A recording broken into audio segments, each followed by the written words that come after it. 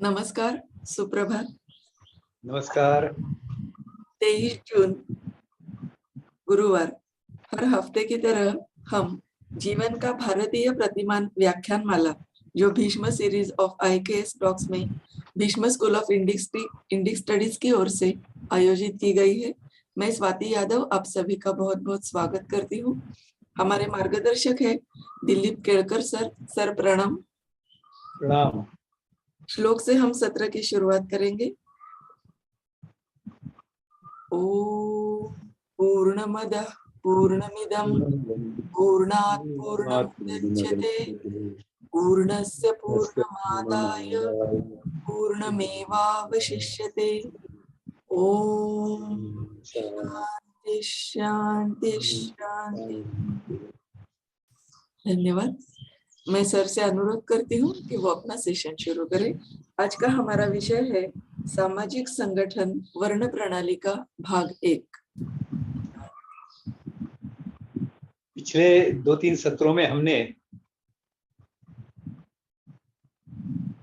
भारतीय सामाजिक व्यवस्थाओं के बारे में और भारतीय सामाजिक संगठन के बारे में,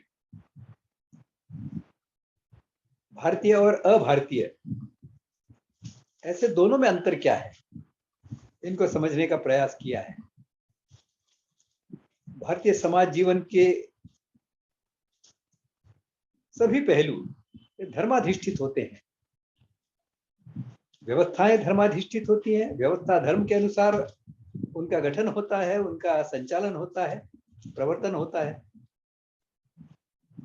श्रेष्ठ व्यवस्थाओं से समाज श्रेष्ठ बनता है,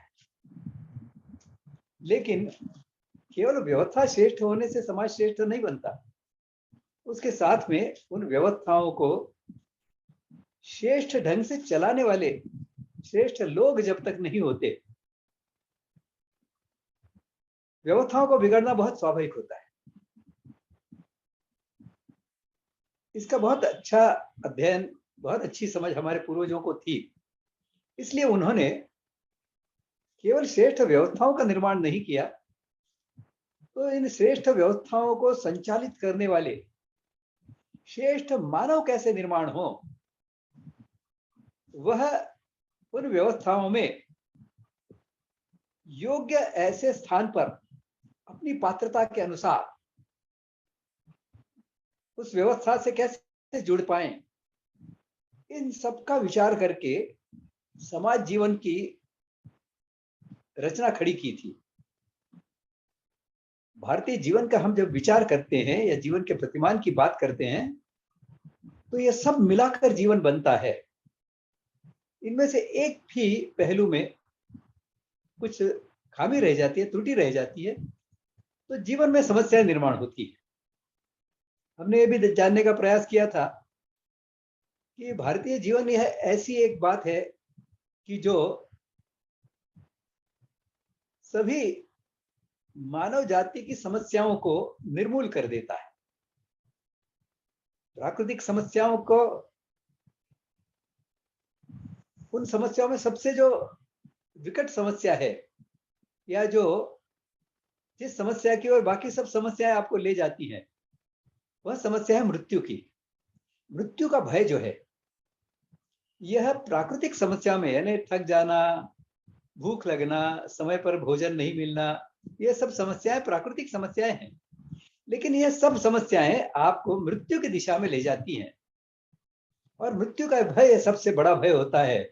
भारतीय जीवन इस प्राकृतिक समस्या का जो सबसे बड़ा भय है, मृत्यु का भय, उससे मुक्त करती है।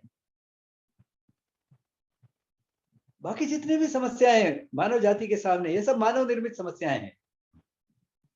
और भारतीय जीवन का जो कण कण में भगवान है, चराचर में वही आत्म तत्व है जो मुझ में है, और इसके लिए इनके साथ मेरा आत्मीयता का, प्रेम का, सहानुभूति का, कुटुंब भावना का नाता है। ऐसी भावना होने से ये सारी समस्याएं, मानव निर्मित समस्याएं निर्मूल हो जाती हैं। तो इन सारी मानव निर्मित समस्याओं की जड़ जो होती है, स्वार्थ में होती है, स्वार्थ पर आधारित परस्पर संबंधों में होती है।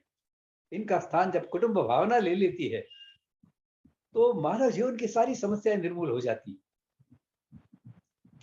अब ऐसी व्यवस्थाएं और ऐसी व्यवस्थाओं के लिए श्रेष्ठ मानव निर्माण के लिए ऐसा सामाजिक संगठन, इनका विचार हमने पिछले 3 व्याख्यानों में किया है। इस व्याख्यान में हम अब इस सामाजिक संगठन की जो मुख्य मुख्य प्रणालियां हैं, हमने देखा था कि इस सामाजिक संगठन को हमने वर्णाश्रम धर्म के नाम से पहचाना था, जाना था, प्रस्थापित किया था। धर्म तो वही करता है जो संगठन से अपेक्षित होता है, उस इकाई को बनाए रखना, क्योंकि धारणा का अर्थ ही बनाए रखना है, बलवान बनाए रखना, श्रेष्ठ बनाए रखना, दीर्घ काल तक वह चले, इसे धर्म कहते हैं। और संगठन का भी काम यही होता है, तो अपना जो उद्देश्य है उसमें सफल हो और दीर्घ काल तक उस उद्देश्य को सफल करता रहे, तब वो संगठन अच्छा होता है। तो यह जो हमारा सामाजिक संगठन है, उसे वर्णाश्रम धर्म के नाम से जाना गया है। अब इस वर्णाश्रम धर्म के 2 मुख्य पहलू बनते हैं, एक तो है वर्ण प्रणालियां और दूसरी है आश्रम प्रणालियां। हम अब शुरुआत कर रहे हैं वर्ण प्रणालियों के 2 जो प्रणालियों में उसका बंटवारा है, एक है वर्ण प्रणाली और दूसरी है जाति प्रणाली। ये दोनों मिलकर वर्णाश्रम धर्म की वर्ण प्रणाली बनती है। आज हम मुख्यतः वर्ण प्रणाली को जानने का प्रयास करेंगे। वैसे तो वर्ण और जाति, इनका एक ताना बाना है। जाति को समझे बगैर या जाति का संदर्भ लिए बगैर वर्ण की व्यवस्था को समझना कठिन होता है। इसके लिए जितना आवश्यक है उतना जाति व्यवस्था का, जाति प्रणाली का भी हम इसमें संदर्भ अवश्य लेंगे। वर्ण के बारे में हमारे यहाँ जो हमारा शब्दकोश है, इनमें अलग अलग प्रकार के अर्थ मिलते हैं। 3 प्रमुख अर्थ मैं यहाँ बताता हूँ। पहला तो अर्थ है, वर्ण का संबंध होता है रंगों से। वो हरे वर्ण का है या वह गोरे वर्ण का है, अरे गोरा है, गोरा चिट्ठा है। वह गेहूं रंग का है, गेहूं वर्ण का है। इस प्रकार से रंग से जुड़ा हुआ है। रंग की जितनी भी छटाएं ये सब वर्ण में आ जाती हैं। वर्ण का दूसरा एक अर्थ है ध्वनि। इस ध्वनि को अक्षर भी कहा जाता है, क्योंकि ध्वनि के बारे में उसकी विशेषता यह है, ध्वनि इस तन्मात्रा की यह नष्ट नहीं होता कभी, इसीलिए इसे अक्षर भी कहा जाता है। और ऐसी जब ध्वनि निर्माण होती है तो उसे अक्षर कहते हैं, और ऐसी ध्वनियों की जब माला बनती है तो उसे अक्षर माला कहते हैं। इस अक्षर को या ध्वनि को ही वर्ण भी कहा जाता है। और इसीलिए हम ध्वनियों की जो माला के हमने भारतीय भाषाओं में बनाई हुई है, उनको हम वर्णमाला कहते हैं, अक्षर माला भी कहते हैं। तो दूसरा अर्थ है उसका, वर्ण का अर्थ है ध्वनि, अक्षर। तीसरा इसका जो अर्थ है वह है, वर्ण का अर्थ है स्वभाव। स्वभाव यानी जो जन्मजात होता है, जन्म से होता है। स्वभाव का संबंध उस इकाई की जो बनावट है उससे होता है। अब जैसे सिंह का स्वभाव है, तो सिंह का स्वभाव तो क्रूरता का होगा ही, हिंसा का होगा ही। यदि वो नहीं है तो शेर नहीं रहेगा। वो सांप है, उसका स्वभाव है फुफकारना, और जहरीला सांप है तो उस जहर का प्रयोग करना, यह भी सांप का स्वभाव है। वो यदि सांप छोड़ दे तो सांप का जीना मुश्किल हो जाएगा। तो उसकी जो बनावट होती है, उस बनावट के अनुसार उसका स्वभाव भी होता है। और जो बनावट जो होती है ये जन्म से होती है। इसलिए वर्ण जो होते हैं, ये यानी जो स्वभाव होते हैं, ये जन्म से होते हैं। इसके बारे में एक उक्ति बहुत प्रचलित है। कहा गया है, जन्मना जायते शूद्रः संस्कारात् द्विज उच्यते। इसे समझने से पहले हमें वर्ण और जाति का थोड़ा ताना बाना क्या है, इसको संक्षेप में समझना आवश्यक है।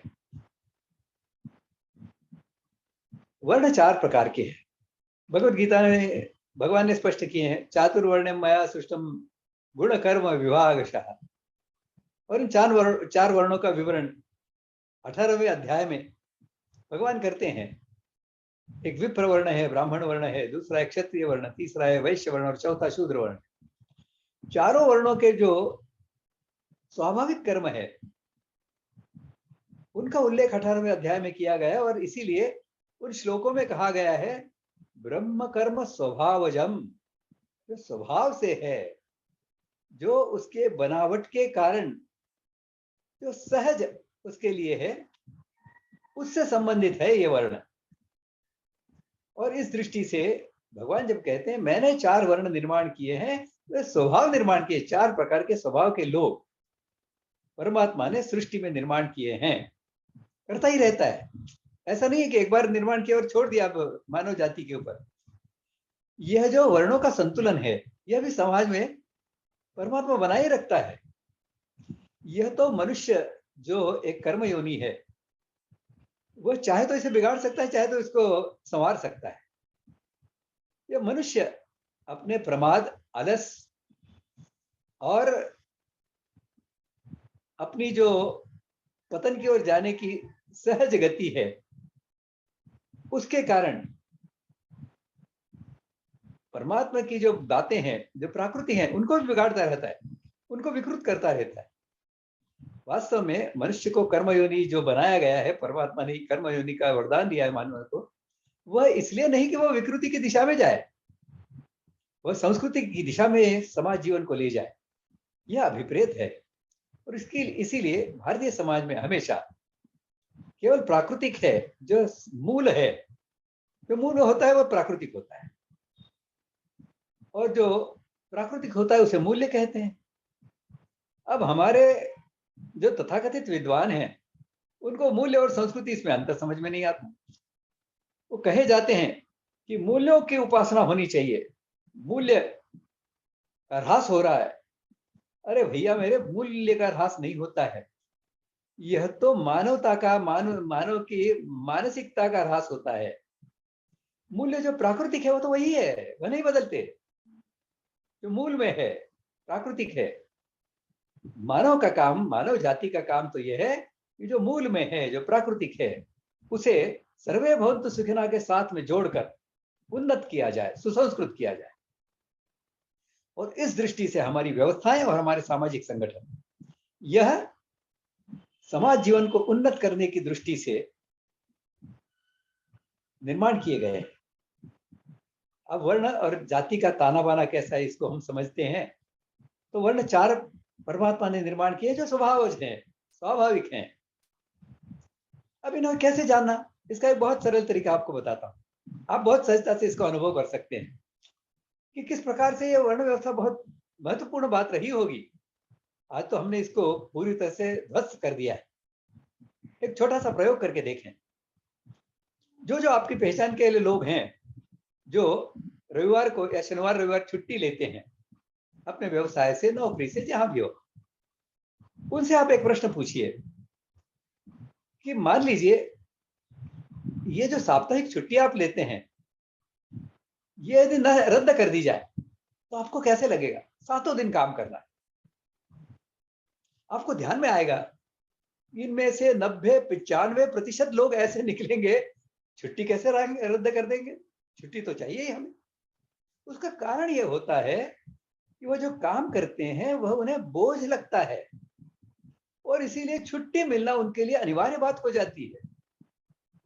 लेकिन जब मानव अपने स्वभाव के अनुसार काम करता है तो बड़े आनंद से करता है, बड़े मजे से करता है, प्रसन्नता से करता है, सहजता से करता है, दीर्घ काल तक कर सकता है, बगैर थकान के कर सकता है। और इसलिए ऐसे जो लोग मिलेंगे जो कहेंगे छुट्टी, अरे मैं तो चाहता हूं कि छुट्टी रद्द हो जाए, लेकिन क्या करें, ऑफिस में दूसरा कोई होता नहीं, काम करने को नहीं जा सकते, ताला लगा रहता है। तो समझ लीजिए कि यह जो व्यक्ति है, यह उसके स्वभाव के अनुसार काम में लगा हुआ है। कितना सरल है वर्ण को समझना किस स्वभाव का, किस वर्ग कर्म, किस प्रकार का कर्म वो कर रहा है। यदि वह उसमें आनंद ले रहा है तो उसका वर्ण समझना बहुत सरल है। वो किस प्रकार का कर्म कर रहा है और उसमें आनंद ले रहा है, बस वही वर्ण है उसका। और इसका विवरण 18वें अध्याय में भगवान बताते हैं। ब्रह्म कर्म स्वभावजम, क्षात्र कर्म, वैश्य कर्म और शूद्र कर्म, चारों के बताते हैं। तो पहली बात तो है कि चारों वर्णों के लोग समाज में होते ही हैं, वो परमात्मा निर्मित है और यह स्वभाव से होते हैं, जन्मजात होते हैं। लेकिन इसमें यह समझना आवश्यक है कि यह जो जन्मजात हैं वर्ण, यह आनुवंशिक नहीं होते। यानी माता पिता ब्राह्मण वर्ण के हैं, इसका अर्थ यह नहीं कि उनके बेटे सब ब्राह्मण, बेटे या बेटियां ब्राह्मण वर्ण की ही हो। वह चारों वर्णों में से किसी भी वर्ण की हो सकती हैं। कि वो अपने माता पिता के जो कर्म फल हैं, पूर्व जन्मों के और अभी इस जन्म के, उन कर्म फलों के आधार पर और अपने स्वयं के पूर्व जन्मों के जो कर्म फल हैं उसके आधार पर अपने गुण रक्षण स्वभाव को लेकर जन्म लेते हैं। और इस दृष्टि से वर्ण का जो विवरण किया जाता है वह ऐसा भी किया जाता है, जो वर्ण किया जाए वह वर्ण है। वर्ण करना है ना, चयन करना। और इस दृष्टि से हमारे यहाँ ऐसी मान्यता है कि जो अभारतीय मान्यता से बिल्कुल विपरीत है। अंग्रेजी में कहावत है, you can choose anything but you can choose your parents. लेकिन भारतीय चिंतन तो ये कहता है कि जिस क्षण आपकी मृत्यु हो जाती है उसी क्षण से आपका जीवात्मा जो है, आपके मन चित्त इनको साथ में लेकर निकला है सूक्ष्म देह के रूप में, वो ढूंढता रहता है कि मेरे योग्य माता पिता कौन है। वहीं पर जाकर वह जन्म लेता है, वह चयन करता है अपने माता पिता का। तो आनुवंशिकता का भी वह जीवात्मा चयन करता है और अपने स्वभाव का भी चयन करता है कि किस प्रकार के कर्म फल के भोग मुझे भोगने हैं। ऐसे ही घर में, ऐसे ही वातावरण में मैं जन्म लूंगा। लेना ही होता है उसको, क्योंकि वो प्रारब्ध जो है वो भोगना ही है उसने। तो इस प्रकार से वर्ण जो होते हैं यह जन्म से ही होते हैं, लेकिन आनुवंशिक नहीं होते। इसकी दूसरी बात है। तीसरी बात यह है कि जातियां 3 प्रकार की ही होती हैं। ब्राह्मण जातियां, क्षत्रिय जातियां और वैश्य जातियां। शूद्र नाम की कोई जाति नहीं होती, शूद्र वर्ण होता है। और ये चारों ही वर्ण जो है, ये चारों ही वर्ण इन ब्राह्मण, क्षत्रिय, वैश्य, ऐसी तीनों प्रकार की जो विभिन्न जातियां हैं, उस हर जाति में इन चारों वर्णों के, ब्राह्मण, क्षत्रिय, वैश्य, शूद्र, चारों वर्णों के व्यक्ति होते ही हैं। आप अपने इर्द गिर्द रहने वाले आपकी अपनी जाति के लोगों को जरा अध्ययन कर लीजिए उनका, आपके ध्यान में आ जाएगा कि अरे सच में इसमें यह ब्राह्मण वर्ण का व्यक्ति है, ज्ञान दान में विश्वास रखता है, ज्ञान दान के लिए तत्पर रहता है, ज्ञान प्राप्ति के लिए प्रयास करता रहता है। ऐसे आपकी जाति में भी मिल जाएंगे। क्षत्रिय वर्ण के जो ईश्वर भाव से काम करते हैं, जो स्वाभाविक रूप से समाज के या दूसरे अपने पहचान के लोगों की जिम्मेदारियां उठाते हैं, उनके रक्षण की, उनका नेतृत्व करते हैं, क्षत्रिय वर्ण के भी वहां होते ही हैं, हर जाति में होते हैं। वैसे जाति व्यवस्था का आगे हम अगले पुष्प में और गहराई से विचार करेंगे। यहाँ इतना ही हम समझ लें कि जातियां 3 प्रकार की होती हैं, ब्राह्मण जातियां, क्षत्रिय जातियां और वैश्य जातियां। और इन तीनों प्रकार की जातियों में, हर जाति में चारों प्रकार के वर्ण के लोग होते ही हैं। और एक बात जो है वह भी इसमें जानना बहुत आवश्यक है कि शूद्र यह जाति नहीं होती, यह वर्ण हर जाति में होता है। और माता पिता किस वर्ण के हैं यह अनिवार्य नहीं है कि उसी वर्ण का बच्चा उनके घर में पैदा हो। निर्माण ब्राह्मण क्षत्रिय वर्ण के माता पिता के घर में भी शूद्र वर्ण के बच्चे पैदा हो सकते हैं, होते हैं। आज भी आप देखिए, कोई व्यक्ति है जिसके 3-4 बच्चे हैं, उनकी जन्म कुंडलियां देख लीजिए, आपके ध्यान में आएगा कह रहे ये तो अलग अलग वर्ण के बच्चे हैं।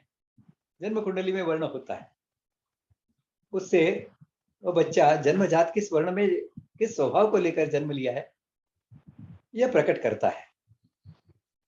ये चारों वर्ण के जो गुण लक्षण होते हैं, इनकी भी एक विशेषता यह है कि हर व्यक्ति में, हर मनुष्य में ये चारों वर्ण के गुण लक्षण होते ही हैं।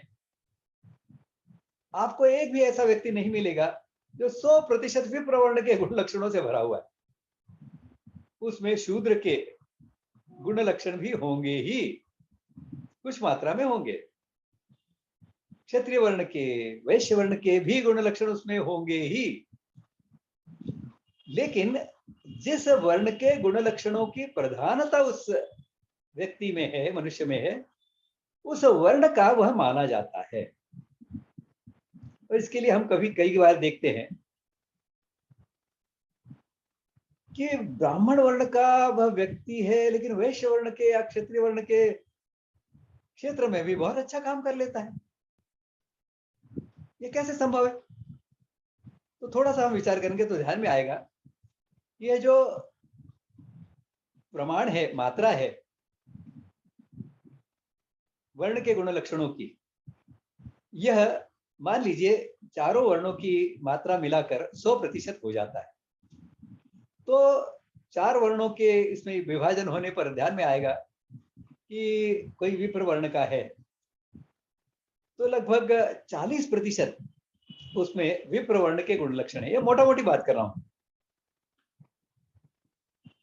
35% उसमें क्षत्रिय वर्ण के गुण लक्षण है, और बाकी जो 25% बचे उसमें 15% वैश्य के होंगे, 10% शूद्र के होंगे। ऐसा हो सकता है। ऐसा जब व्यक्तिमत्व है कि जिसमें 40% विप्र वर्ण के गुण लक्षण है, 35% क्षत्रिय वर्ण के गुण लक्षण है, ऐसा व्यक्ति स्वभाव से यद्यपि विप्र वर्ण के काम अधिक अच्छी तरह कर सकता है, लेकिन क्षत्रिय वर्ण के गुण लक्षण भी अभ्यास से, तपस्या से क्षत्रिय वर्ण के गुण लक्षण भी अच्छी तरह से अंगीकृत कर सकता है। इसका उदाहरण, एक बहुत अच्छा उदाहरण आपके सामने रखता हूं। देखो, परशुराम है, अवतार माने गए हमारे यहाँ परशुराम। परशुराम ने जब देखा कि क्षत्रिय वर्ण के जो लोग हैं वो अधम हो गए हैं, अधर्माचरणीय हो गए हैं, तो उन्होंने 21 बार, ऐसा कहते हैं 21 बार पृथ्वी को निक्षत्रिय बनाया। क्षत्रिय वर्ण का कोई जन्म लेता उसको खत्म कर देते। ऐसी इनकी प्रक्रिया चल रही थी। ऐसे में उन्होंने, उनका पाला श्री राम जी से पड़ गया। अब ये शस्त्रधारी वनवास में जा रहे हैं और इनके साथ में, इनके सामने परशुराम जी आते हैं और इनको कहते हैं या तो क्षत्रिय वर्ण छोड़ दे या मरने को तैयार हो जा। राम उनसे कहते हैं, अग्रतः चतुरो वेदः पृष्ठतः सशरम धनु, इदम शास्त्रम इदम शस्त्रम शापादपि शरादपि। मैं जो हूं ब्राह्म तेज से भी युक्त हूं और क्षात्र तेज से भी युक्त हूं।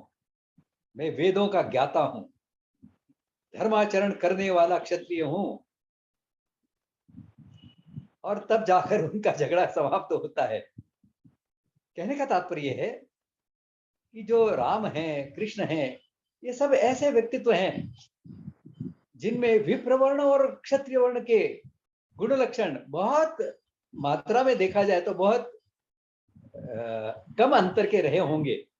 इसीलिए वो क्षात्र तेज भी उतने ही प्रभावी ढंग से प्रकट कर सके और ब्रह्म तेज भी, जो धर्माचरण युक्त शासन चलाना है, उसका भी काम वो बहुत श्रेष्ठता से कर सकते। तो मोटी मोटी वर्ण और जाति की बातें हमने अभी जानी। अब हम इसे जानने का प्रयास करेंगे, इसको व्यवस्था में कैसे बिठाया। जन्म से तो हो गया ब्राह्मण, जन्म से तो हो गया क्षत्रिय, वैश्य, जो हो गया, व्यवस्था क्या है।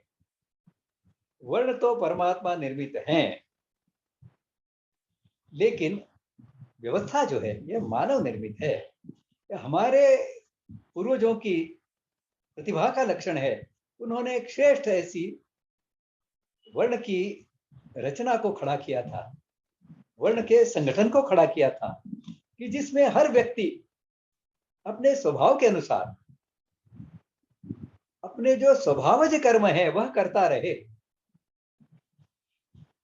तो ऐसा करने के लिए क्या क्या आवश्यक होता है, देखिए। पहली बात तो यह है कि जन्म से उसका वर्ण क्या है इसको जानो। तो इसके जानने के कई तरीके होते हैं। सबसे श्रेष्ठ तरीका तो जन्म कुंडली से पता चल जाता है उसका वर्ण क्या है। वर्ण को जानो पहले। दूसरा, वर्ण का जानने का तरीका एक ये भी होता है कि गर्भावस्था में स्त्री दो रुद कही जाती है। जब बच्चे का हृदय तैयार हो जाता है, बच्चे की इच्छाएं, आकांक्षाएं, मन सक्रिय होने लग जाता है, तो गर्भवती जो होती है उसके अपने स्वभाव के साथ में अपने बच्चे के स्वभाव का भी प्रकटीकरण होने लग जाता है। और उनको जानना, उनकी पूर्ति करना, यानी उस वर्ण के बच्चे के गुण लक्षणों की शुद्धि वृद्धि के प्रयास तब से शुरू हो जाते हैं जब से वो गर्भवती है।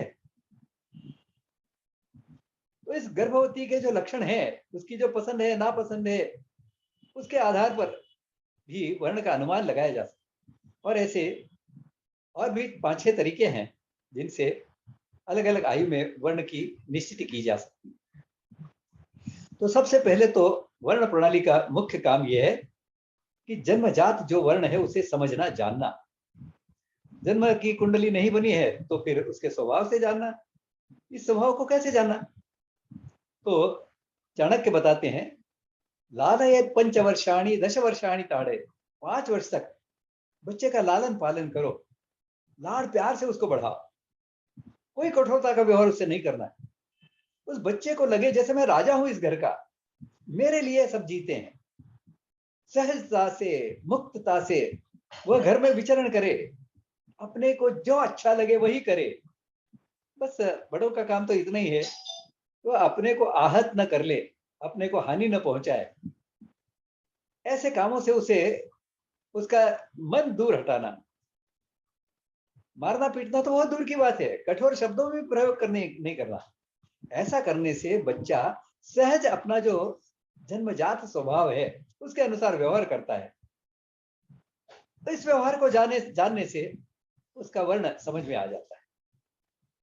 अब यह जन्मजात वर्ण तो समझ लिया, गुण जन्म कुंडली से नहीं समझ में आया या जन्म कुंडली नहीं बनी है, तो 5 वर्ष तक लाड प्यार करने से वो जो मुक्तता से जो व्यवहार करता रहा है, विचरण करता रहा है, उससे समझ।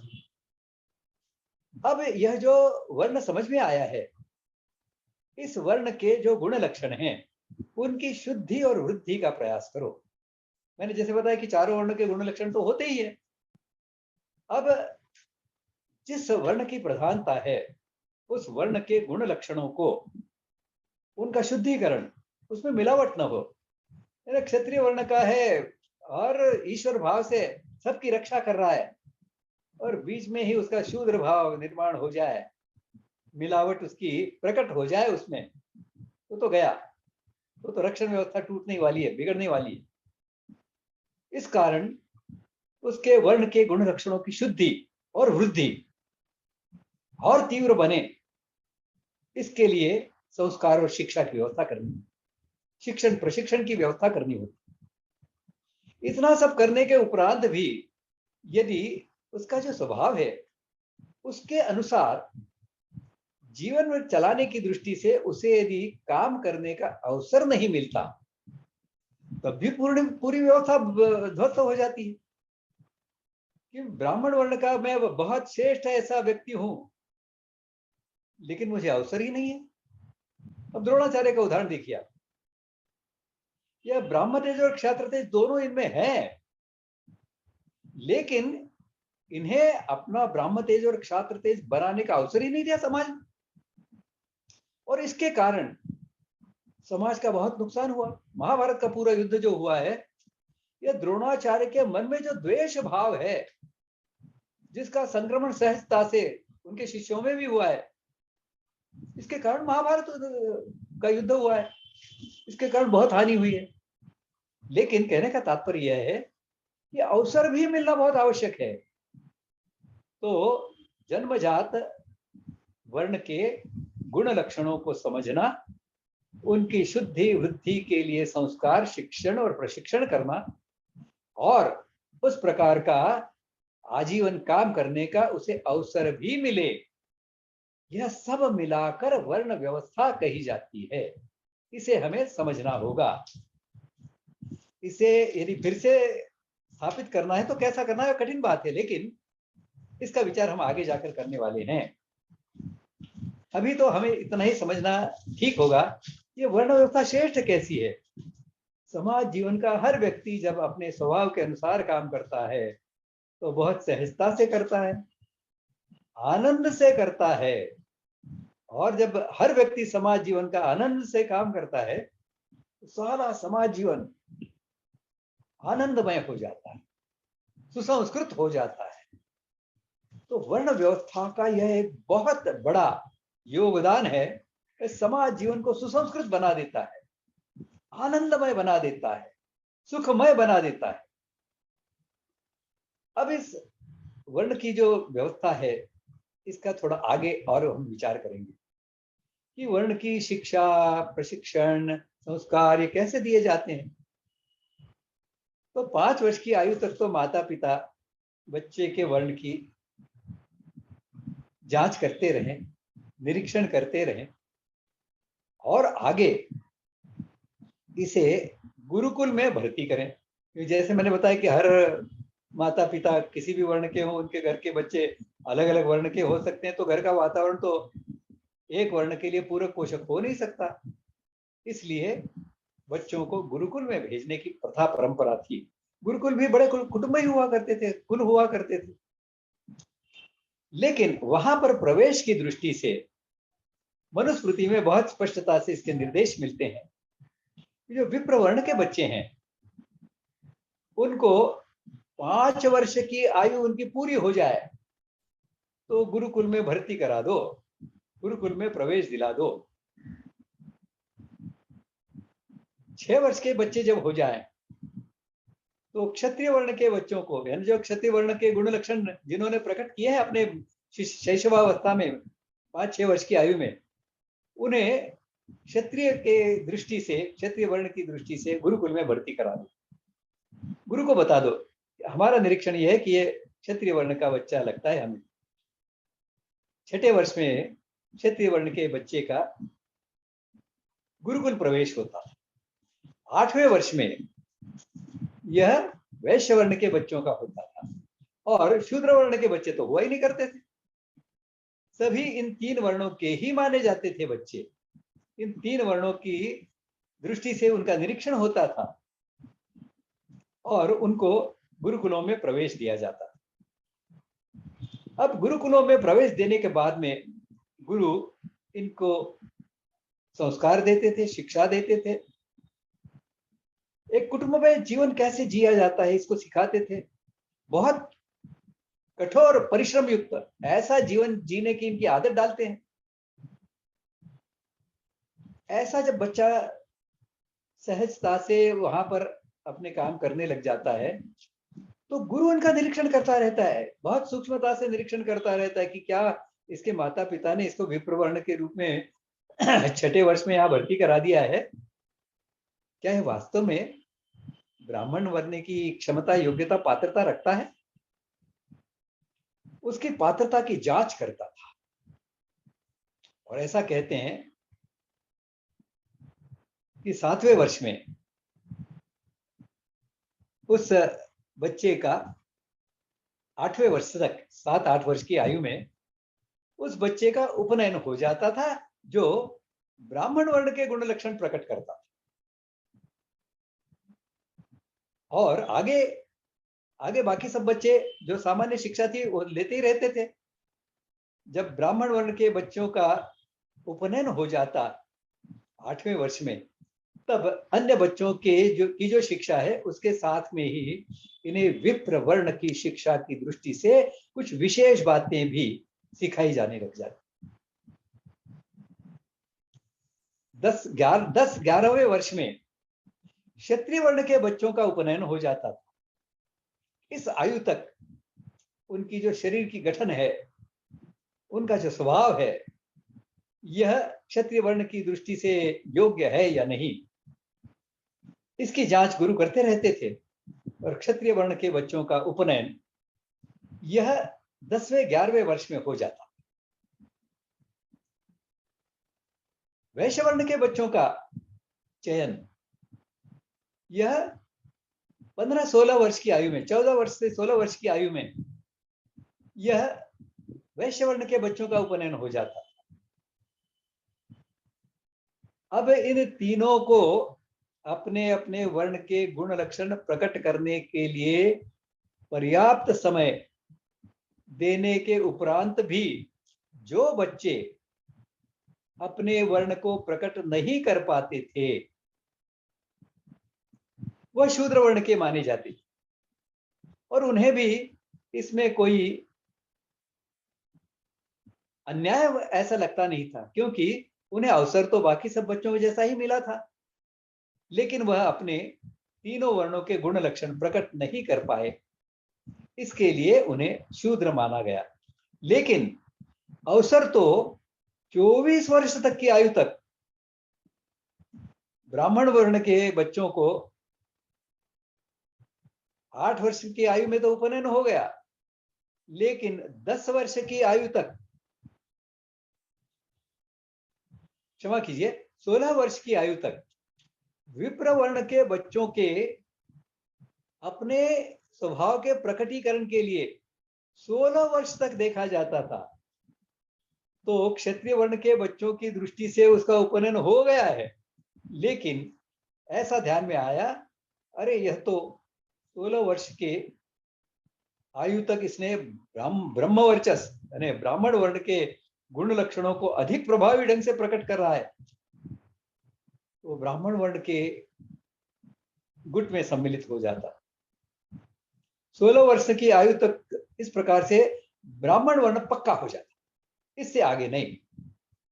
और वैसे भी हम जानते हैं, जो 10 वर्षाणि ताड़येत कहा है, 10 वर्षाणि ताड़येत यहां समाप्त हो जाता है 16 वर्ष की आयु में।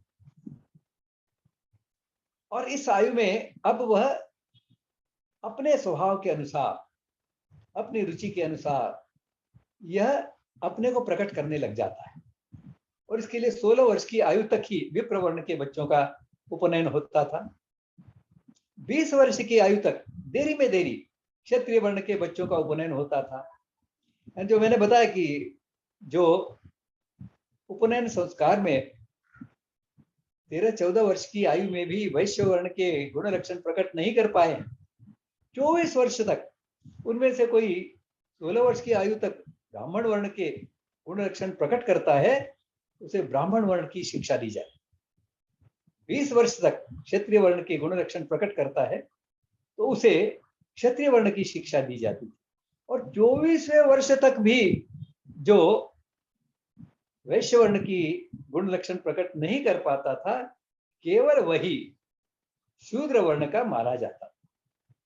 और इस कारण वह स्वाभाविक भी है कि बाकी सब वर्ण के जो लोग हैं, इनके अपने अपने विशेष दायित्व हैं। जिन व्यवस्थाओं का हमने विचार किया है, इन व्यवस्थाओं के साथ में तीनों वर्णों के गुण लक्षण जुड़े हुए हैं। देखिए,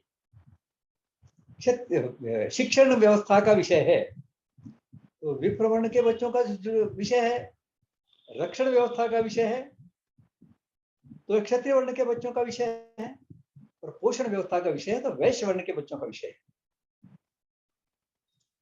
इन तीनों प्रकार की व्यवस्थाओं में जो शेषता से काम कर सकता है, ऐसे लोगों का तो वर्ण विभाजन और उस प्रकार से शिक्षण प्रशिक्षण हो जाता था। उन गुण लक्षणों को इन तीनों व्यवस्थाओं की दृष्टि से जो उपयुक्त नहीं सिद्ध कर पाता था अपने को, वह शूद्र वर्ण का माना जाता था।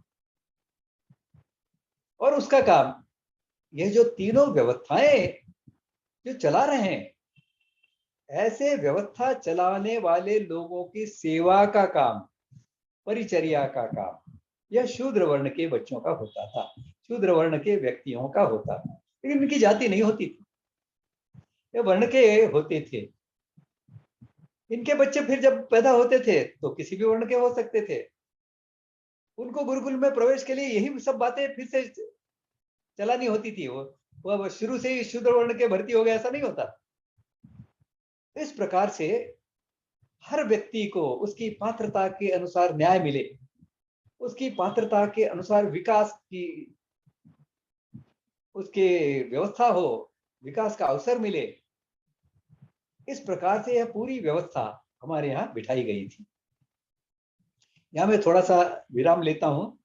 स्वाति जी, आप भीष्म इंडी के बारे में जो बताने वाली हैं, जरा बता दें, उसके बाद में इसका अगला हिस्सा हम आगे बढ़ाएंगे। जी सर।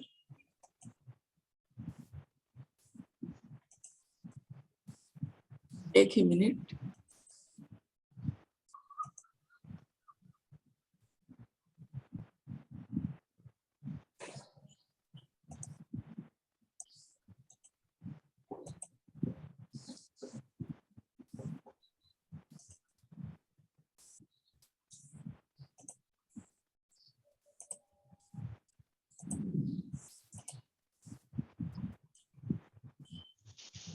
नमस्कार। जैसा कि आप जानते हैं, हम जीवन का भारतीय प्रतिमान ये व्याख्यानमाला दिलीप केळकर सर के बहुत अच्छी तरह से जान रहे हैं। जीवन का भारतीय प्रतिमान, ये सभी विषय इसी 2 खंड से प्रकाशित किए हैं हमने। जीवन का भारतीय प्रतिमान 2 खंडों में प्रकाशित किया है भीष्म प्रकाशन द्वारा, जिनका एकत्रित मूल्य है 999, लेकिन 30 जून तक की अवधि तक ये हमने मात्र 799 रुपए में उपलब्ध कराए हैं। ये हमारे घर में दोनों खंड होने ही चाहिए, क्योंकि भारतीय जीवन की श्रेष्ठता का परिचय कराने वाला और वर्तमान अभारतीय जीवन से मुक्त कर फिर से भारतीय जीवन की ओर बढ़ने के लिए कृति प्रवण कराने वाला ये अत्यंत विचार प्रवर्तक ग्रंथ है। तो मैं आप सभी से विनती करती हूँ कि आप भी खरीदिएगा और अपने समविचारी स्नेही जनों से भी आप जरूर कहिएगा कि ये ग्रंथ खरीदे। इसका गूगल पे क्रमांक है 9503864401, या आप हमारी वेबसाइट पर जाकर भी ऑनलाइन पंजीकरण कर सकते हैं।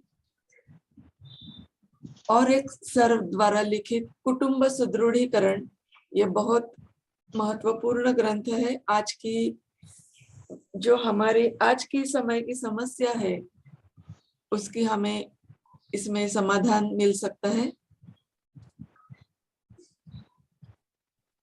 इसका मूल्य है 350 रुपए, लेकिन मात्र 250 रुपए में है। ये हमने 30 जून तक उपलब्ध किया है डिस्काउंट में। इसका भी भीष्म प्रकाशन का गूगल पे क्रमांक 9503864401 भी है। आप वेबसाइट पर जाकर भी इसका पंजीकरण कर सकते हैं। तो कृपया अपने बच्चों के लिए, अपने स्नेही जनों के लिए भेंट देने के लिए भी आप ये किताबें जरूर लीजिए। धन्यवाद। धन्यवाद स्वाति जी। हमारे आज के विषय को आगे बढ़ाते हैं।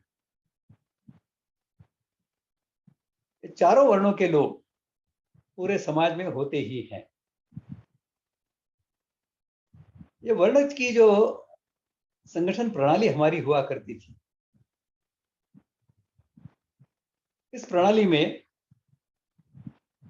ऐसे प्रतिभाशाली लोग निर्माण होते ही रहते थे कि जो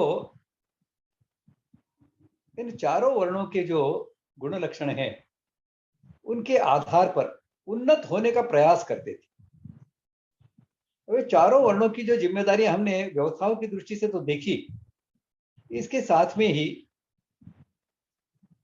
जो समाज में स्वतंत्रता की रक्षा है, यह भी इस वर्ण प्रणाली का बहुत महत्वपूर्ण पहलू है। देखिए, आपके पास संपत्ति बहुत है, आपके पास बहुत सारे साधन हैं, लेकिन यदि उनका उपभोग करने की स्वतंत्रता आपको नहीं है तो यह सब व्यर्थ है। आपके बहुत सारे परिचित हैं, लेकिन उनसे बात करने की, उनके साथ प्रेम से रहने की आपको स्वतंत्रता नहीं है, तो इतने सब प्रेम युक्त व्यवहार करने वाले लोग होकर भी न होने के बराबर है। इस दृष्टि से स्वतंत्रता समाज जीवन का एक अत्यंत महत्वपूर्ण ऐसा पहलू है। जो चार वर्ण के लोग हैं, इन चार वर्ण के लोगों को इस स्वतंत्रता की दृष्टि से जिम्मेदारियां दी गई थी। जो विप्रवर्ण के लोग थे, उनकी जिम्मेदारी थी कि समाज की जो स्वाभाविक स्वतंत्रता है उसकी रक्षा करें। स्वाभाविक स्वतंत्रता का अर्थ ऐसा है कि मैं यदि कुछ भी काम करना चाहता हूं, मैं किसी भी वर्ण का हूं, मैं कुछ काम करना चाहता हूं जो किसी का अहित करने वाला नहीं है और मेरी क्षमता में है, मैंने मेरी क्षमता का नहीं है और फिर भी मैं करने जा रहा हूं, तो यदि मैं असफल होता हूं तो किसी का दोष नहीं है। लेकिन मैं उतनी सामर्थ्य रखता हूं और वह जो कर्म करने जा रहा हूं, काम करने जा रहा हूं, वो किसी का अहित करने वाला नहीं है। ऐसा कोई भी काम करने में कोई अवरोध खड़ा न हो, इसे कहते हैं स्वाभाविक स्वतंत्रता। समाज के हर व्यक्ति की ऐसी स्वाभाविक स्वतंत्रता की रक्षा करना, यह विप्रवर्ण के लोगों का दायित्व होता था। और इस दायित्व के कारण यह ब्राह्मण वर्ण का, विप्रवर्ण का जो व्यक्ति होता था, वह समाज में सर्वोच्च सम्मान पाता था। देखो, सम्मान तो जो समाज के लिए सबसे अधिक त्याग करेगा, तपस्या करेगा, योगदान करेगा, उसे मिलेगा, स्वाभाविक है। तो जो समाज की स्वाभाविक स्वतंत्रता की रक्षा करता है, शिक्षण, रक्षण, पोषण व्यवस्थाओं के लिए मार्गदर्शन करके योग्य प्रकार की मानसिकता, योग्य प्रकार का योग्य प्रकार का सामर्थ्य, योग्य प्रकार की पात्रता निर्माण करता है समाज जीवन में, उसे समाज में सर्वोच्च सम्मान मिलना अत्यंत स्वाभाविक है। दूसरे स्तर की स्वतंत्रता आती है जिसे शासनिक स्वतंत्रता कहते हैं। शासनिक स्वतंत्रता का अर्थ है कि मैं कोई भी काम करने के लिए इच्छा रखता हूं, करने के प्रयास करता हूं, जो मेरी क्षमता में है, करना मेरी क्षमता में है और किसी का हित करने वाला नहीं है। ऐसा कोई भी काम करने में शासन रोड़े न अटकाए, शासन किसी भी प्रकार के ऐसे रोड़े आते हैं उनको दूर करे, यह है शासनिक स्वतंत्रता। इस प्रकार की शासनिक स्वतंत्रता, यह स्वाभाविक स्वतंत्रता का ही एक हिस्सा होती है, क्योंकि स्वाभाविक स्वतंत्रता में तो सभी आ जाती है, सभी प्रकार की स्वतंत्रता आ जाती है। दूसरे स्तर पर इसीलिए क्षत्रिय को सम्मान मिलता था, क्योंकि क्षत्रिय शासनिक स्वतंत्रता की आश्वस्ति देता था समाज को। तीसरे स्तर की स्वतंत्रता यह है आर्थिक स्वतंत्रता। आर्थिक दृष्टि से कोई व्यक्ति कोई काम करना चाहता था,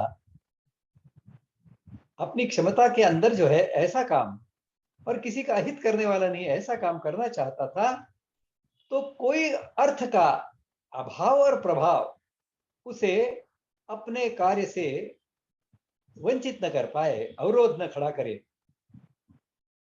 अर्थ का समाज जीवन में अभाव भी ऐसा न हो कि जिसके कारण व्यक्ति लाचार हो जाए और अपना काम न कर सके, और अर्थ का प्रभाव, उद्दंडता भी समाज जीवन में ऐसी न हो कि जो इसको उसके काम करने की स्वतंत्रता से वंचित रखे। इसलिए तीसरे क्रमांक का सम्मान वैश्य को दिया जाता है। स्वाभाविक रूप से चौथा जो था वैश्य, शूद्र वर्ण, उसका सम्मान की जो पेड़ियां होती थी उसमें सबसे नीचे की पेड़ी पर होता। और यह बहुत स्वाभाविक और बहुत महत्वपूर्ण, आवश्यक, अनिवार्य ऐसी बात है जिस समाज में समाज जीवन के लिए बहुत त्याग करने वाला और समाज जीवन के विरोध में काम करने वाला, इन दोनों को समान सम्मान मिलता है, वह समाज नष्ट हो जाता है। जो निकम्मे लोग हैं उनको भी उतना ही सम्मान देता है जितना विद्वानों को देता है, समाज नष्ट हो जाता है, होगा ही, क्योंकि श्रेष्ठ बनने की प्रेरणा ही नष्ट हो जाती है। इसीलिए इन वर्ण व्यवस्था में हमेशा जो शूद्र वर्ण के होते थे, यद्यपि गुरुकुल में वह शूद्र वर्ण लेकर बाहर निकले हैं, फिर भी अपने कर्मयोनि होने के कारण, कर्म करने की स्वतंत्रता होने के कारण, अपने जीवन में तपस्या के आधार पर, ज्ञान प्राप्ति के आधार पर, कुशलता के आधार पर अपने को अन्य वर्णों के गुण लक्षणों से युक्त कर लेते थे, वह उस वर्ण को प्राप्त कर लेते। ऐसी व्यवस्था समाज में थी और ऐसे कई उदाहरण हमारे इतिहास में हम पाते हैं। महर्षि वाल्मीकि का उदाहरण तो बहुत प्रकट है। जन्म से तो ब्राह्मणी विप्रवर्ण के ही रहे होंगे, लेकिन उन्हें जो संस्कार वातावरण मिला वह अधम जाति का मिला और उसके लिए डकैत हो गए। लेकिन जैसे ही उनके इस विप्रत्व को आवाहन किया गया, नारद मुनि ने यह किया, उनके जो जन्मजात गुण लक्षण थे वो प्रकट हुए और उन्होंने तपस्या के आधार पर विप्र वर्ण को प्राप्त किया। ऐसे कई उदाहरण कि जन्म से तो वो किसी,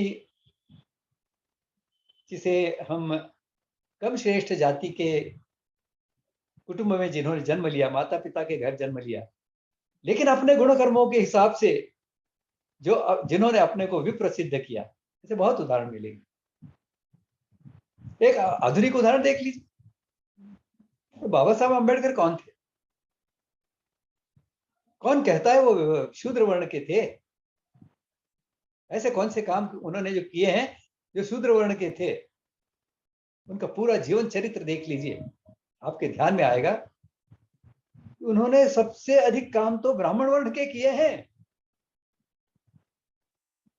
तो जिस प्रकार से वाल्मीकि को ब्राह्मण वर्ण से विभूषित ब्रह्मर्षि का पद प्राप्त हुआ था, ऐसा यदि बाबा साहब अम्बेडकर को भी हमारे धर्म मार्तंडों ने कहा होता कि बाबा साहब अम्बेडकर यह महार जाति में जन्मे हुए विप्र वर्ण के एक श्रेष्ठ विप्र हैं, सारी समस्याओं का निराकरण हो जाता।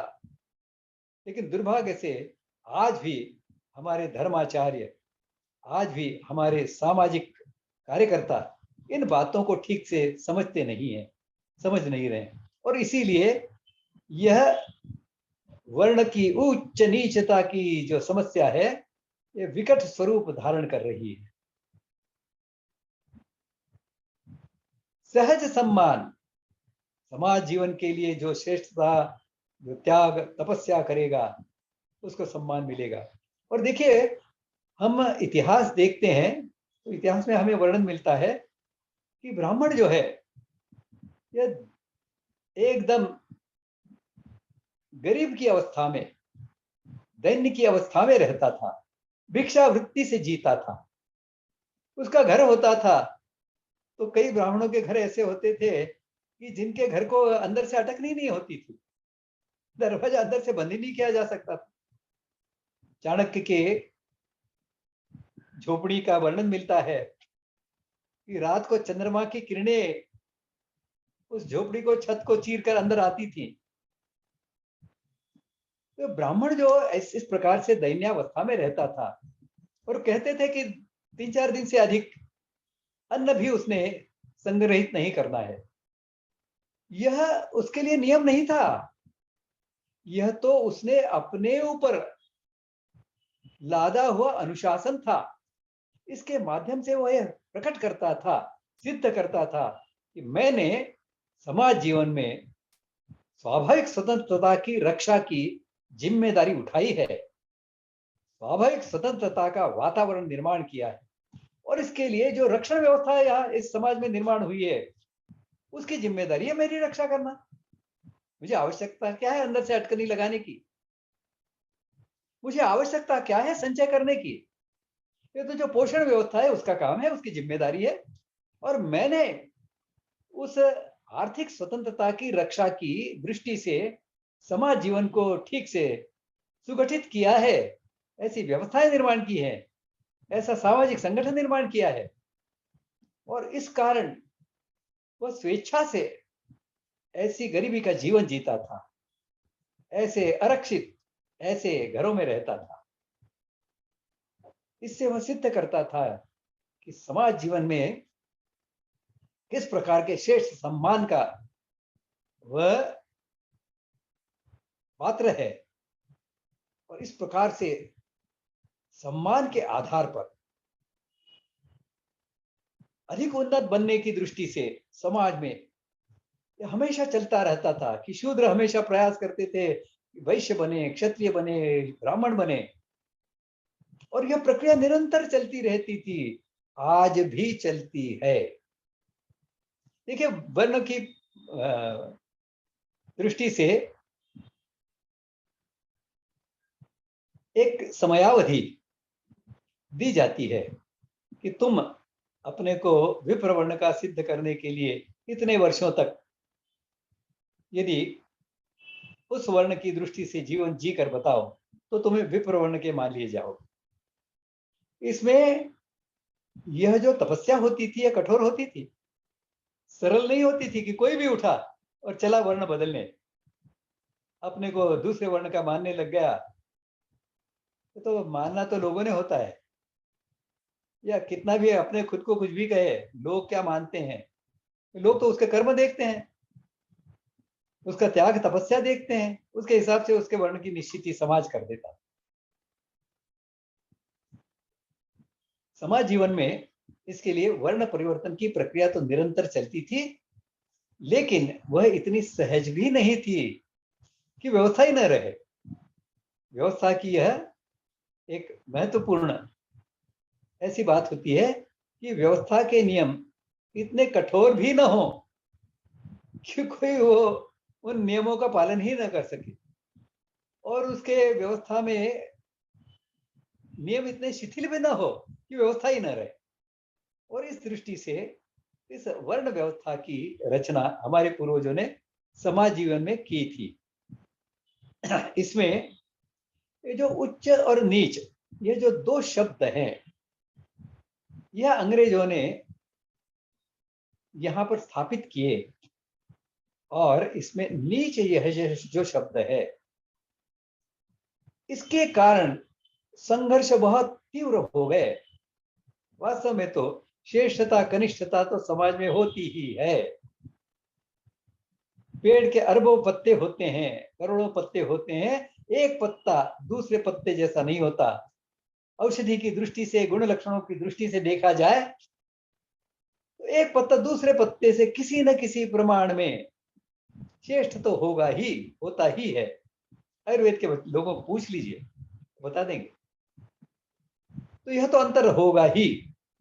इसके लिए समाज जीवन में श्रेष्ठता कनिष्ठता यह तो अभिप्रेत है, आवश्यक है, अनिवार्य है, स्वागत योग्य है। केवल सम्मान पात्रता के अनुसार मिले, इसकी प्रतिष्ठा हो। जो स्वाभाविक स्वतंत्रता की रक्षा करता है सर्वोच्च सम्मान प्राप्त करेगा, जो शासनिक स्वतंत्रता की आश्वस्ति देता है उसे दूसरे क्रमांक का सम्मान मिलेगा, और जो आर्थिक स्वतंत्रता की पोषण की जिम्मेदारी उठाता है उसे तीसरे प्रकार का सम्मान, तीसरे स्तर का सम्मान प्राप्त होगा। तो बहुत स्वाभाविक है, आवश्यक, अनिवार्य है समाज जीवन के लिए। और तब जाकर उन्नत वर्ण के बनने की दृष्टि से समाज जीवन में एक होड़ चलती है, स्पर्धा चलती है, श्रेष्ठ बनने की ऐसी परंपराएं निर्माण होती है। और इस दृष्टि से समाज जीवन में जब श्रेष्ठता की ओर बढ़ने का एक निरंतर प्रयास, अविरत प्रयास, अविश्रांत प्रयास चलता रहता है, तो समाज जीवन और उन्नत होता जाता है, श्रेष्ठ बनता जाता है। यह बताने के लिए कोई बड़े विद्वान की आवश्यकता नहीं है, सामान्य मनुष्य समझ सकता है। इस प्रकार से जो वर्ण प्रणाली है, इसके पहले हिस्से का यानी वर्ण का हमने आज विचार किया है। अगले वैचारिक पृष्ठ पुष्प में हम जाति प्रणाली का विचार करेंगे, जो वर्ण प्रणाली का दूसरा हिस्सा है, जाति प्रणाली। इसका विचार हम अगले हमारे व्याख्यान पुष्प में करेंगे। इस व्याख्यान को अभी मैं यहाँ पर अपनी वाणी को विराम देता हूँ। आप सबने शांतिपूर्वक सुना, इसके लिए बहुत धन्यवाद। कुछ आपके मन में जिज्ञासा है, प्रश्न है तो पूछ सकते हैं। धन्यवाद। धन्यवाद सर। कैलाश जी अग्रवाल पूछना चाहते हैं। कैलाश जी पूछिए। पिछले 2-3 सत्रों में बाहर रहने के कारण अस्त व्यस्त तरीके से जुड़ा जी, इसलिए वो विषय जो है हुए थे। हमारा क्या है ना, आज भी जो है बीच में ही जुड़ा मैं। जी, आपके जो विषय हैं विशेषकर बड़े कंसेप्शनल विषय हैं, कंसेप्ट क्लियर करने वाले हैं। ये विषय हम लोगों को निरंतर मिलने चाहिए। कोई पढ़ने में कई बार चीजें पढ़ जाता है आदमी, ध्यान कहीं और रहता है, तो वो चीजें समझ में देर से आती हैं, क्योंकि श्रवण से जो है वो चीज बड़ी स्थायी रहती है। हमें तो ये लग रहा है कि 52 सप्ताह के बाद आपका ये उद्बोधन हमें कैसे मिलता रहे, जब तक आपकी सेवा है तब तक। इसलिए जी इस विषय में और भी एक आध दो लेक्चर दिए जा सकते हैं असल में। कैलाश जी, हाँ। मेरा तो निवेदन ये है कि आप जैसे लोग इन विषयों को सुन लें, और यह अभी तो एक दिलीप केलकर ही ऐसी व्याख्यान माला चला रहा है, ऐसी 52 व्याख्यान मालाएं चले देश भर में, तो इसका विस्तार होगा, प्रचार प्रसार होगा। और एक बात और बताना चाहता हूं कि भीष्म इंडिक ने जो अभी तक व्याख्यान पुष्प चलाए हैं, इन सब व्याख्यानों को भीष्म इंडिक की साइट पर आप जाएंगे तो उसमें उनकी कड़ी से जोड़कर आप जो भी व्याख्यान फिर से सुनना चाहे सुन सकते हैं। हाँ वो ऐसी है, व्यवस्था मैंने संग्रह उन्होंने किया की है, हुई है। फोल्डर बनाया हुआ है वो जी, मैंने बनाया है। मेरा एक सुझाव था इसमें, जी, मैं एक गीता परिवार से और जुड़ा हूँ, गोविंद देवगिरी जी से। जी, उन्होंने जो प्रक्रिया गीता के सिखाने की कराई है बहुत ही विलक्षण है। और नहीं, ई संस्कार करके भी उन्होंने एक वो किया, ई संस्कार माला करके, तो वो बड़ा दिया। तो हम एक टीम डेवलप करें इसमें। जी, वो टीम जब तक डेवलप नहीं करेंगे ना, जैसे टेक्निकल टीम अलग है, वो अलग है। अब जैसे भीष्म पिंडिक वालों ने बहुत अच्छा सहयोग किया है इस दृष्टि से बढ़ाने में। देखो एक व्यक्ति अकेला तो नहीं करता है, कहीं ना कोई उस प्रकार का वो करना पड़ता है। तो मेरे मन में तो बड़ी वेदना रहती है कि ये सब चीजें जो है कैसे और फैलें। इसलिए हमको योजना बना के इसकी एक टीम डेवलप करनी चाहिए। तो उन्होंने जो है उनके सुबह 6 बजे से लेकर रात को 2 बजे तक उनके पाठ्यक्रम चलते हैं। और बड़े मुझे स्वयं जो है 12वां और 15वां अध्याय कंठस्थ याद हो गया, 16वां में प्रयास कर रहा हूँ इस बीच जी, में ही। तो बहुत ही उनकी वैज्ञानिक तरीका है, मतलब जी। ऐसा ही हम जो इतना बढ़िया सुंदर विषय है आप रखते हैं, ऐसी इसकी योजना बनानी चाहिए। मेरा ये थोड़ा सुझावात्मक चीज है। बस आप लोगों के सहयोग से बन जाएगी योजना, उसमें क्या है, हाँ डिसाइड कर लेंगे। ठीक है भाई साहब। जी, कैलाश जी हम जरूर विचार करेंगे आपके सुझाव के ऊपर। मतलब हम जैसे लोग भी उसमें क्या है, उन्होंने सब प्रकार के लोगों को जोड़ा है। जी जैसे कोई जी संप्रेषण का काम कर सकता है, कोई प्रचार का काम कर सकता है, कोई जो है उसको पोस्टर बनाने का काम करता है। ऐसे बहुत प्रकार के लोगों को उन्होंने 4000 लोगों की टीम काम कर रही है उनके, समझ लीजिए। अच्छा। और कुल कोरोना पीरियड में उन्होंने प्रारंभ किया है, 4 लाख से ऊपर जुड़ सके हैं। हर हम्म, महीने 1000 लोगों को पूरी गीता कंठस्थ याद होती है। फिर जी विवेचन सत्र भी रखते हैं, इंग्लिश में, हिंदी, 12 भाषाओं में उनका वो कार्यक्रम चलता है। जी। बहुत ही सुंदर है। मुझे तो गीता पढ़ने के पश्चात बड़ा ही, और जब आपको देखता हूँ आप गीता के जो उद्धरण देते हैं, आज 18वें अध्याय के जैसे दिया आपने, वो जी, दिया। आपका आपका मुद्दा हमारे ध्यान में आ गया। ठीक है जी। धन्यवाद। परेश देसाई, आप पूछिए। नमस्कार सर जी। परेश जी नमस्कार, कहाँ से बात कर रहे हैं आप? मैं एक्चुअली मुंबई में रहता हूँ, लेकिन अभी मैं पुणे में हूँ सर। अच्छा, हाँ। बोलिए। ये कैलाश जी ने बहुत अच्छी बात कही है, और मैं ये भी सोच रहा हूँ कि ये आप जो सब समझा रहे हैं, अगर हमारी शिक्षण व्यवस्था में इसको भी जोड़ दिया जाए तो बहुत ही उत्तम हो सकता है। और मुझे लगता है कि पहले के जमाने में कोई भी गरीब या भिखारी नहीं था, बिकॉज ऑफ ये अपनी जो सिस्टम थी उसके हिसाब से ही ये था। तो अगर ये व्यवस्था वापस ला सकती है तो आप लोग ये शिक्षण वगैरह में इन्वॉल्व है कि नहीं सर? मुझे ये जानना है। देखिए, भारतीय शिक्षण मंच की ओर से इसके लिए 3 स्तर पर कार्यक्रम हो रहे हैं। पहला तो यह है कि साहित्य निर्माण, दूसरा है पाठ्यक्रम निर्माण, और तीसरा है आचार्य निर्माण।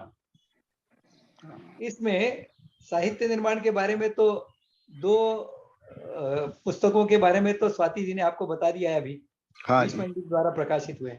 इसके हाँ। अलावा एक ग्राम विकास भारतीय दृष्टि, ऐसी एक पुस्तक भी छपी है। अच्छा। हाँ। तो साहित्य निर्माण का काम चला है, और भी कुछ पुस्तकों का लेखन यह चल रहा है। दूसरा है पाठ्यक्रम निर्माण। तो पाठ्यक्रम निर्माण की दृष्टि से भी 2 स्तर पर काम हो रहा है। पहला स्तर है, यह विद्यालयीन स्तर है। कक्षा 1 से लेकर कक्षा 9 के लिए भारतीय जीवन ऐसा विषय रखकर 9 कक्षाओं के बच्चों के लिए एक अतिरिक्त विषय के रूप में इसका विकास किया गया है। अच्छा। तो सर और जी आप, हाँ कोई भी विद्यालय हाँ से अपने बाकी सब विषयों के साथ में एक अतिरिक्त विषय के रूप में जोड़कर इसको चला सकता है। हमारा आग्रह केवल इतना ही है, इस विषय को भी उतना ही महत्व दिया जाए जितना आप गणित को या भाषा को देते हैं। सही है। होना तो ये चाहिए कि इसको सबसे अधिक महत्व दिया जाए। अधिक, वो तो हाँ जीवन की शिक्षा है, सही। हाँ वो तो जीवन की शिक्षा है, लेकिन कम से कम अन्य विषयों जितना ही इसको भी महत्व दिया जाए। एक तो स्तर ये है, विद्यालय स्तर, और हाँ। इसके कुछ प्रयोग इस आने वाले शैक्षिक सत्र से शुरू होंगे कुछ विद्यालयों में। उत्तम, बहुत उत्तम। दूसरे स्तर पर काम हो रहा है, यह यूनिवर्सिटी लेवल पर हो रहा है। अच्छा। प्राइवेट यूनिवर्सिटी में पोस्ट ग्रेजुएट डिप्लोमा के लिए भारतीय जीवन की पुनः प्रतिष्ठापना, ऐसे विषय को लेकर पाठ्यक्रम निर्माण के लिए योजना चल रही है। अध्यापकों का प्रशिक्षण चल रहा है। अच्छा। ऐसा 2 स्तरों पर काम चल रहा है। अच्छा। बस और इसको विस्तार देने की दृष्टि से आप जैसे कुछ इसके अध्ययनकर्ता जुड़ जाएंगे तो बहुत इसको विस्तार देना संभव हो पाएगा। नहीं, जहां भी सर हमारी जरूरत होगी आप हमें जी। कभी भी बुला सकते हैं। मैं तो बहुत ही उत्सुक हूँ कि ऐसे कोई कार्य में जुड़ सकूं। मैं भी ऐसे गीता परिवार में भी जुड़ा हुआ हूँ और जी वहां जी भी मेरी सेवाएं दे रहा हूँ। और जी। गुरुजी आप इतना अच्छा काम कर रहे हैं ना, आपको साष्टांग दंडवत प्रणाम है। बहुत ही बढ़िया काम कर रहे हैं सर जी। परेश जी, आप बाद में जरा एक बार फोन पर बात करिए ना, तो थोड़ा अधिक विस्तार से इस विषय को लेकर, शिक्षा के विषय को बात कर सकेंगे। ओके सर जी, ओके जी, धन्यवाद। चलिए, धन्यवाद। हर्षद परब अगला सवाल पूछेंगे। हेलो, आवाज आ रही है क्या? जी। हाँ, बोलिए। हाँ, नमस्कार गुरुजी। आपको धन्यवाद बहुत बहुत ये व्याख्यानमाला लेने के लिए। मैंने आपके दोनों खंड खरीदे हैं और अध्ययन चालू है। मैं थाने से बात कर रहा हूँ। मेरा ये अनुभव है कि जो आज विषय आपने लिया वर्ण काम, उसको लेके काफी कटुता फैल गई है, काफी संभ्रम है, मतलब और काफी अहंकार भी हो गया है कि जैसे शूद्र है या उच्च जाति का है जो जन्म से है आज की परिस्थिति में, तो उनमें ये इस विषय को लेके सुनने की भी परिस्थिति नहीं है, मतलब उनको कोई सुनकर लेने का भी, उनको कुछ सुन के लेना भी नहीं है। इस विषय में ऐसा शॉर्टकट तो नहीं कहूंगा, बट प्राधान्य से क्या किया जा सकता है आज की परिस्थिति में? नहीं, इसीलिए आप जो कह रहे हैं बिल्कुल सही बात है, ये वास्तव है आज का वर्तमान का, ये वास्तव है कि वर्ण व्यवस्था या इसकी बात करनी तो गालियां देने के लिए होती है बात। हाँ, इसके बारे में कोई सुनने को तैयार नहीं है, यह वस्तुस्थिति है। लेकिन प्रश्न ऐसा है कि क्या यह मानव जाति के हित की बात करती है क्या? तो करनी तो यही रहती है, करना तो यही पड़ेगा। बस हमें थोड़ा सा अपनी वाणी को संयम के साथ में उपयोग करना होगा। जहां तो कोई प्रामाणिकता से इसे समझने का प्रयास कर रहा है वहां तो समझाइए उसको, और जहां कोई अच्छा। झगड़ने के लिए आया है उससे कह दीजिए कि क्षमा कीजिए, आपके विचार भिन्न है, हमारे विचार भिन्न है, हम आपके ऊपर विचार थोपने नहीं आ रहे, आप हम पर विचार नहीं थोपिए आप। अच्छा। तो आगे तो इसी प्रकार से बढ़ना होगा। जो प्रामाणिकता से जानने की इच्छा रखते हैं उनको समझा दो, झगड़ा मत लो। हाँ, क्योंकि हम तो सोचते हैं कि हम सब साथ से एक ही है, बट सामने वाला उस परिस्थिति से नहीं होता है, तो हम लोग वाद विवाद में फंस जाते हैं। और फिर हाँ। थोड़ा सा सबको ऐसा ही होता है कि हमारा ज्ञान है, तो हमारे पास थोड़ा सा अहंकार होता है, तो उसी बेसिस पे थोड़ा सा वाद विवाद हो जाता है, तो उससे काफी मतलब ऐसे मित्र परिवार भी कभी कभी दूर होने लगते हैं, तो हाँ, संभ्रम इसीलिए में थोड़ा। कटुता न आए, उसमें कटुता न आए, हम्म। इतना हमने देखना चाहिए, टूट न जाए हमारे संबंध। अच्छा। संबंध बनेंगे तो बात होगी, संवाद होगा। बहुत बढ़िया, बहुत बढ़िया। आपका ये याद रखूंगा। बहुत बहुत धन्यवाद। किसी भी कंपनी में भी या ऑर्गेनाइजेशन में भी ये 4 वर्ण हमें दिखते ही है ना। होते ही हैं। हर जीवंत इकाई जो है उसमें आपको ये चारों प्रकार के वर्ण मिलेंगे जी। और चारों वर्ण आप जीवंत इकाई छोड़िए। पिछली बार मैंने बताया था जब शिल्प के बारे में हमने बात की थी कि पत्थरों में भी 4 वर्ण होते हैं, 4 वर्ण के पत्थर होते हैं। किसी भी पत्थर का उपयोग भगवान की मूर्ति बनाने के लिए नहीं होता है, तो विप्र वर्ण के पत्थर का ही उपयोग होता है। अच्छा। तो वर्ण तो यह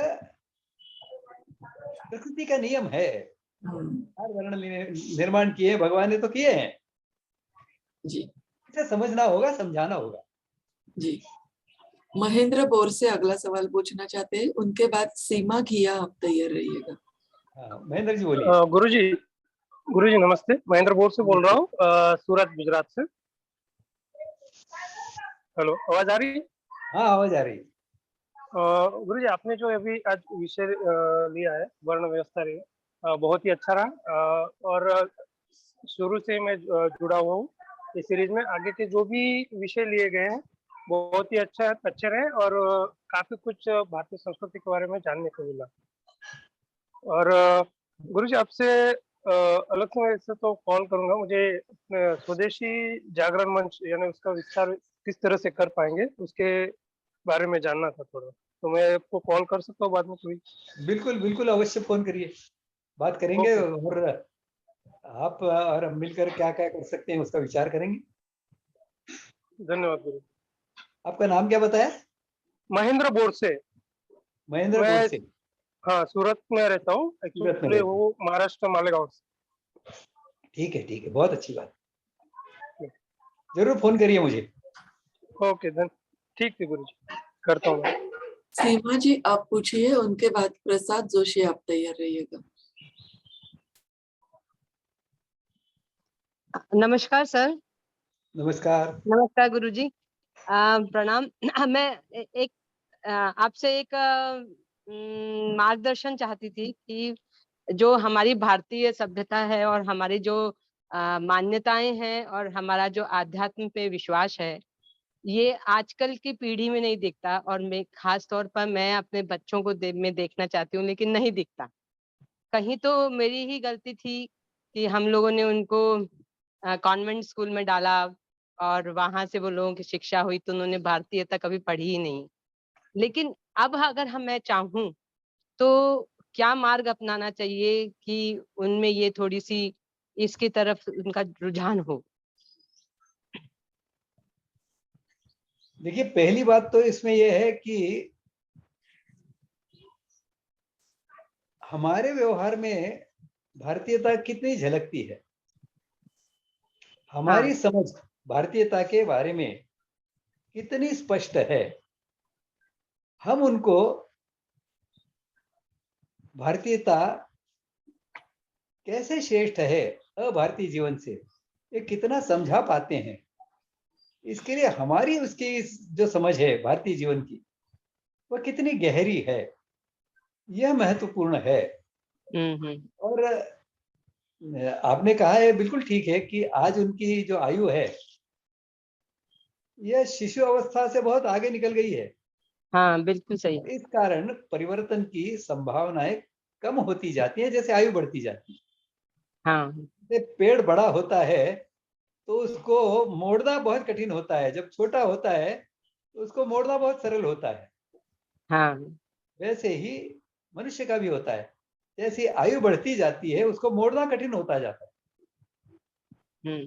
और इसलिए हम प्रयास कर सकते हैं उसके स्वभाव में और प्रसंगों को ध्यान में रखकर योग्य समय पर यदि हम उसको कुछ सुझाव देते हैं तो बुद्धि तो वह भी रखता है। हाँ। स्वार्थ बुद्धि तो उसमें होती ही होती है। अब ये स्वार्थ ही जब उसका दायरा बढ़ जाता है, मेरा स्वार्थ है, उसका दायरा बढ़ जाए, यदि मेरे कुटुंब का स्वार्थ है, तो थोड़ी अच्छी बात हो गई। कुटुंब का स्वार्थ और विस्तार पाए, गांव का स्वार्थ हो गया और अच्छा हो गया। तो दोनों तरीकों से, यानी एक तो यह है कि जड़ से ही उसको भारतीयता की शिक्षा दे दो, और नहीं तो आज जो उसने सीखा है वो स्वार्थ सीखा है, उस स्वार्थ को विस्तार कैसे दिया जा सकता है। देखो, व्यक्ति अपने आप अकेले में सुखी नहीं हो सकता। बाकी के लोग उसको सुख से जीने नहीं देंगे यदि वो दुख में है तो। गुरुजी, यही तो समस्या है ना, आजकल के बच्चों को पास में मोबाइल और कंप्यूटर होने से वो लोग अकेले जीते हैं। अब मतलब ये ऐसा है कि घर में आ गए तो वो लोग बाहर भी नहीं निकलेंगे रूम में से। हाँ, तो वो बिल्कुल सही हमारी बात। सुनेंगे कब, हमें देखेंगे कब हम क्या कर रहे हैं। वो देखते ही नहीं है, और इसलिए समझना भी नहीं चाहते। दिमाग के कहें तो दरवाजे बंद रखते हैं। दिलीप जी, भाई साहब, इसमें मैंने एक प्रयोग किया था। अपने प्रधानमंत्री जी ने मन की बात कार्यक्रम में यही महिला जिस तरह से है प्रश्न पूछा था, मेरे बच्चे बहुत मोबाइल पर देखते हैं, गेम करते हैं। तो मैं 1 मिनट बोलता हूँ अपनी बात को। तो अपने प्रधानमंत्री जी ने उसका उत्तर दिया कि भाई देखो, टेक्नोलॉजी से तो बच्चों को दूर कर नहीं सकते हैं। तो मैंने क्या किया, मैं बच्चा था तो मुझे सिंधु दर्शन जाता जाता मैंने, भाई बताओ कि सिंधु का टेम्परेचर कितना है वहां का। तो उसने कहा अभी बताता हूँ बाबा। तो उसने बताया कि 6 डिग्री से लेके और 14 डिग्री तक। मैंने फिर उसको कहा मैं ऐसे 5 जगह की और बता। उसको फिर 1 हफ्ते के अंदर विश्व के हर जगह के टेम्परेचर, हर प्लेनेट के सबके टेम्परेचर याद हो। मेरा कहने का मतलब है, उसको टेक्नोलॉजी से तो दूर करेंगे नहीं, उसको इस प्रकार के टास्क देना चाहिए उन्हीं कंप्यूटर्स में, मोबाइल में, नहीं, बहुत जिससे अच्छा उसकी उपाय बताया जिज्ञासा आपने। बढ़े।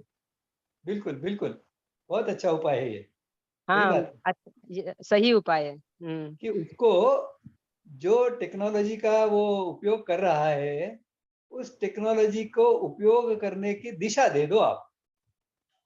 तो सही है गुरु। सहजता से उस दिशा में चल पड़ेगा वो। उसे तो उस टेक्नोलॉजी का उपयोग करना है, उससे आनंद मिलता है उसे। ठीक है, धन्यवाद गुरु जी। मैं कोशिश करूंगी ऐसा। धन्यवाद। प्रसाद जोशी पूछना चाहते हैं। हाँ, नमस्कार गुरुजी। जी नमस्कार। नमस्कार। अभी एक जो वर्ण व्यवस्था के बारे में एक प्रश्न जो अभी पूछा था किसी सज्जन ने, इसमें जो मेरा जो अनुभव है वो ऐसा है कि शायद वेदों में और शास्त्रों में वर्ण व्यवस्था को जो मैंने जाना है वो मैं बता रहा हूँ, मेरे पास अपना कोई ज्ञान नहीं है, कि आप बता सकते हैं ये सही है या इसे हम किस प्रकार लें, कि जो वर्ण का जो चयन है वह जन्म से होता है। अभी हमारे जो शास्त्रों में ऐसा बताया गया है कि हमारे माता पिता को चुनने का हमें कोई अधिकार नहीं है, हमें हमारे पूर्व संचित कर्मों से ही यह प्राप्त होता है। तो हमने ही चुना है, अधिकार नहीं कैसे, हमने ही चुना है भाई। अच्छा, हम यानी कौन है? हम यानी आज जो शरीर प्राप्त हुआ है वो नहीं है, हम तो वो जीवात्मा है। जी जी जी तो जी। उसने चयन किया है माता पिता का। अच्छा, ओके। तो इसमें ऐसा होता है कि जैसे आपके द्वारा यह बताया गया कि इसमें 5 वर्ष की आयु, 6 वर्ष की आयु, या जो भी उसमें जो चयन प्रक्रिया या उसे जिस प्रकार से ट्रेनिंग दी जाती है, और दूसरा जो वर्ग है वह बताता है कि इसका ऐसा नहीं है, औचित्य ऐसा है कि ब्राह्मण वर्ण में आपने जन्म लिया है तो आपका दायित्व है कि ब्राह्मण के गुण आपको पाने हैं, आपको हासिल करने हैं, और उस हिसाब से आपका जीवन व्यतीत करना है। तो यह जो दो धाराएं हैं, इसका समन्वय कैसे हो सकता है, यह अभी भी मेरे लिए एक बहुत बड़ा प्रश्न है। देखिए एक सत्य की धारा है और एक असत्य की धारा है, दोनों में समन्वय कभी नहीं होगा। असत्य की धारा को छोड़ना पड़ेगा और सत्य की धारा में आगे बढ़ना पड़ेगा। तो वर्ण व्यवस्था के बारे में गलत धारणाएं लेकर चल रहे हैं, अच्छा, उनके साथ में कोई समायोजन नहीं होगा, कॉम्प्रोमाइज नहीं होगा। इसकी जो सत्य धारणाएं हैं जो मैंने बताया, ये 4 वर्ण तो परमात्मा ने निर्माण किए हुए हैं, जी जी, जन्म से होते हैं, इनका संतुलन होता है, हर मनुष्य में वो 4 गुण लक्षण होते ही हैं, ये प्राकृतिक है जी, प्राकृतिक है, इसके लिए सत्य है, जी जी, नकारा नहीं जा सकता। जी। आप जो बात करने वाला है उससे ही पूछिए कि भाई आपके जन्म में, आपके जीवन में कई ऐसे प्रसंग आए होंगे कि जहां आप शुश्रूषा करने के लिए, परिचर्या करने के लिए बाध्य हो गए होंगे। आपने की थी या नहीं परिचर्या तो की होगी, कभी उसके पिताजी बीमार होंगे, माताजी बीमार होंगे, तो कुछ सेवा तो की होगी उसने। जी जी।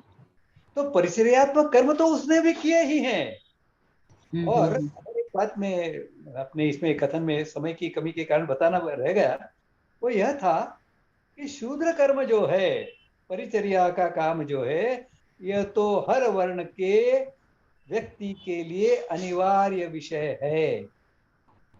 हर व्यक्ति को परिचर्या करना तो आना ही चाहिए। जी जी, इसे हमें ध्यान में रखना होगा। जी। नहीं तो फिर परिचर्या करने वाला जो है ना, वो बहुत बड़े सम्मान का पात्र बन जाएगा। देखिए, जी जी जी, तो मैं परिचर्या कर रहा हूँ लेकिन इतना पैसा दूंगा, या ऐसी कुछ शर्तें आपके ऊपर डाल देगा, कॉन्ट्रैक्ट। हाँ, तो वो कॉन्ट्रैक्ट हो जाएगा, फिर अभारतीय हो जाएगा तरीका। इसलिए हमारे यहाँ परंपरा तो यही थी, परिचर्या का काम तो गुरुकुल में हर बच्चा सीखता ही था, सेवा का काम करता ही था, सीखता ही था, तो अनिवार्य था सबके लिए। इसे ध्यान में रखना होगा कि जी जी, वर्ण जो है उस वर्ण के हिसाब से काम करना।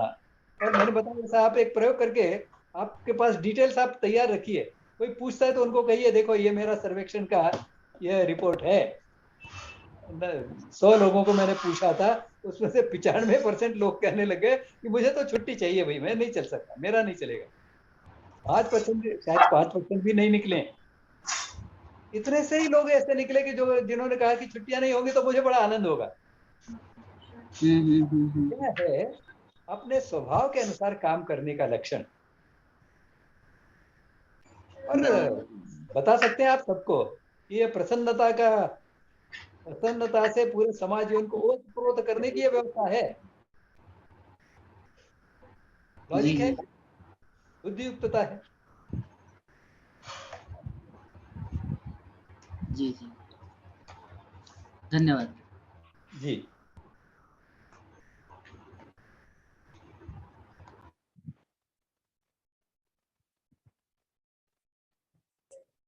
और किसी को कोई सवाल पूछना है तो पूछिए, नहीं तो हम आज के सत्र में यही समारोह करेंगे।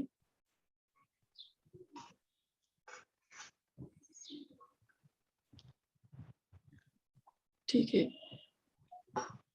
आज के सत्र में यही रुकते हैं, श्लोक से हम समारोह करेंगे और मिलेंगे अगले गुरुवार यानी 30 जून को। ओम सर्वेत्र सुखिनः सन्तु, सर्वे सन्तु निरामयाः, सर्वे भद्राणि पश्यन्तु, मा कश्चित् दुःखमाप्नुयात्। ओम शांति शांति शांति। सभी का धन्यवाद। आपका दिन शुभ हो। नमस्ते। दिलीप जी नमस्ते। नमस्ते। और